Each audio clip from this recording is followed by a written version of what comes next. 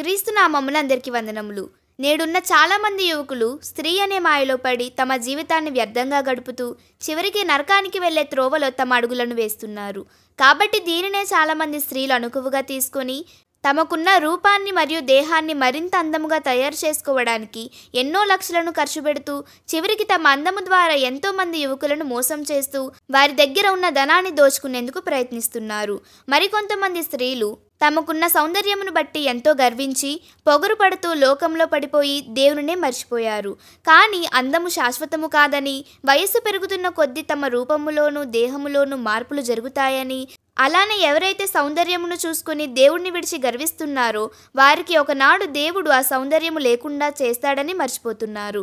అందుకే ముందుగానే స్త్రీల కోసం బైబిల్లో అందము మోసకరమనియు సౌందర్యము వ్యర్థమనియు కానీ యెహోవాయందు భయభక్తులు కలిగిన స్త్రీ కొనియాడబడుననియు వ్రాయబడి ఉన్నది. దీనిని మనం సామెతల గ్రంథం 31వ అధ్యాయం 30వ వచనంలో పరిశీలించవచ్చు.